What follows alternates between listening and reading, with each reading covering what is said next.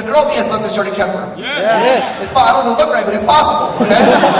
but my whole point is this: we all know that it's possible. Okay. But why isn't everybody in great shape like that? Why isn't everybody? Why am I not? The reason why is because I don't want it bad enough.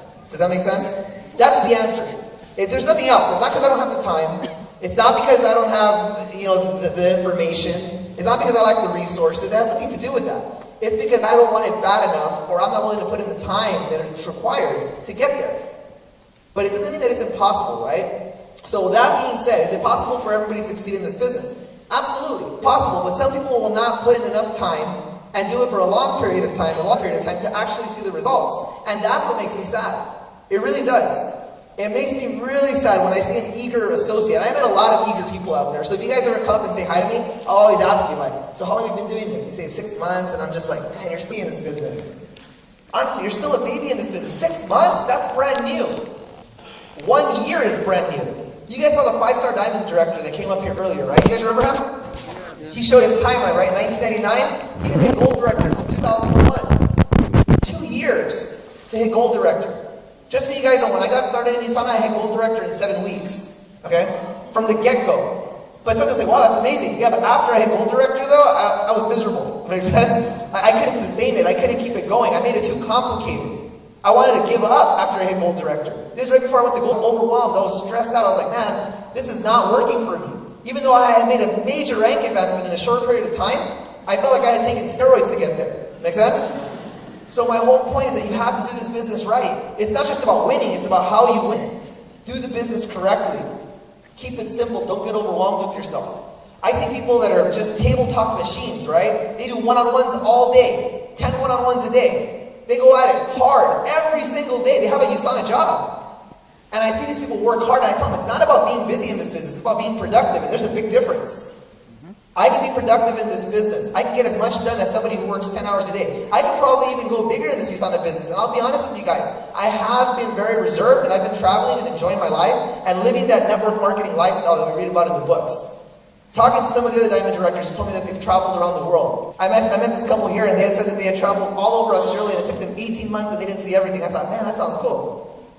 But my whole thing is this: I feel like I'm just getting started in my business. 6 years in, and I still feel brand new. When I see some of you guys that are only involved for a couple of months or even a year, and you still have that enthusiasm in you, man, I'm excited. I'm seriously excited for you guys. Don't lose that. Don't lose that. Like when you're in a relationship, like that puppy love, don't lose that puppy love for your business, honestly. Keep that going. It's essential. So what I'm going to talk about is this. How do you keep that going? How do you keep that fire going? Because let me make a strong point here. Anybody can be excited about USANA for a day. Anybody. You guys are going to be excited about USANA today. And tomorrow even. Some people can stay excited for a whole week about it. Few people can stay excited for a whole month about it. Very few people can stay excited for a year about it. And even fewer people can stay excited 5 years about it. But there's always going to be that 1% of people that stays excited as long as it takes. Doesn't matter if it takes 10 years, 20 years, 30 years. Doesn't matter how long it takes them. They will always maintain that enthusiasm. And I'm going to try to give you guys some tips on how to maintain that enthusiasm.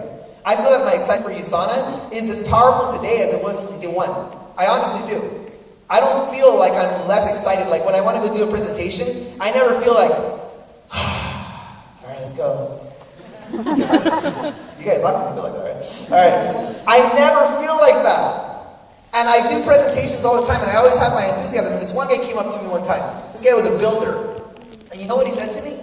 He goes, how do you do the same presentation every single time? And you're always excited about the same thing. You say the same thing every single time. And I'm like, that's why you're a builder. Because you don't understand. Because you're faking it. I don't fake it. Make sense? I don't fake this enthusiasm. It's real. Make sense? It's genuine. Some people say, how do you know what to say when you get up there? This is what I tell them. I say, don't think about it.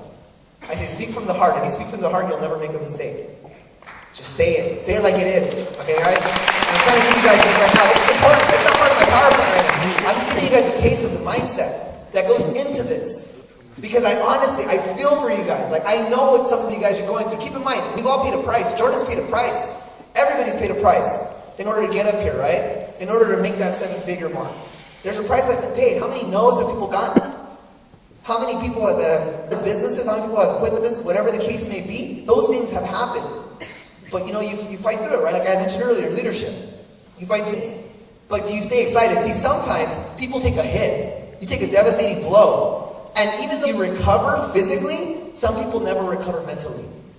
And it just drags on. And they're always holding that on them, right? They're always holding that person that said, you know what, this business is no good, and they fell out for whatever reason, and they hold that on. And they just can never shake it off.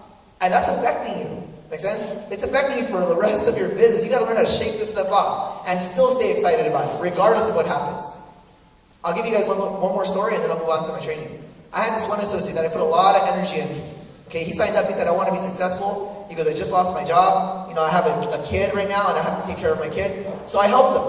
We started doing presentations 2 days a week, even 3 days a week, because we felt like we had to really get things going. I don't like doing one-on-one presentations. I feel like they're not productive for me personally, but I said I'll do them for you because I want to help you. I see that there's a need for you. Help this guy. Got him rocking and rolling. This guy was up in the top silver director chart right away, made it up to gold director chart. Okay, this is when I was an emerald director in USANA. Hit gold director. This guy hit gold director within his first couple of months, so he's on fire, and he's doing it right. We're building silvers, we're building directors and builders underneath him. 4-week cycle keeps going up, and I think to myself, man, I just felt like this. That's how I felt. I'm like, hey, I'm getting pretty good at this. And then he drops the bomb on me. He says, you know what? I got an offer from another company. He got a big 5-figure bonus up front. And they said, just come over here and we'll give you this money. And bring your people with you. And he took it. Okay, he took it. And he took the people with him. So all that hard work that we had worked on for months, everything was gone. In an instant, it was gone. And when it happened, I can remember people texting me, did you hear what happened? Did you see what happened? And I said, it's just one of those things. Let's move on. I kid you not, I rebuilt a brand new organization within months, and I was a diamond director. No joke, like 4 months after that. Moved forward. Not even that was going to shake me up.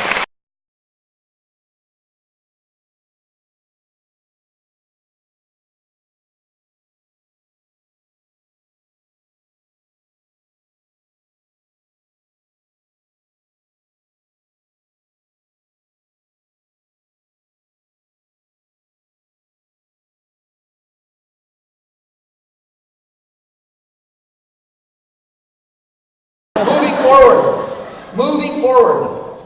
I always let people know that the only thing that really gets me upset is when the Los Angeles Kings lose. That's about it. Anything else, nothing else can shake me besides that. But anyways, Kings are the Stanley Cup champions last year. Did anybody guys see that? Woo.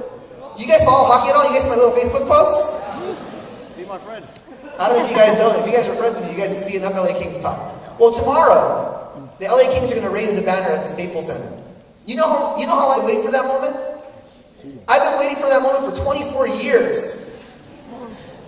And this kind of ties into USANA in a sense. Being excited about hockey. You know, Los Angeles, people don't even like hockey in Los Angeles.